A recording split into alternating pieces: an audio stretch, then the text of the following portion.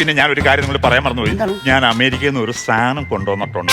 ഞാൻ എങ്ങനെ ഇത് അങ്ങോട്ട്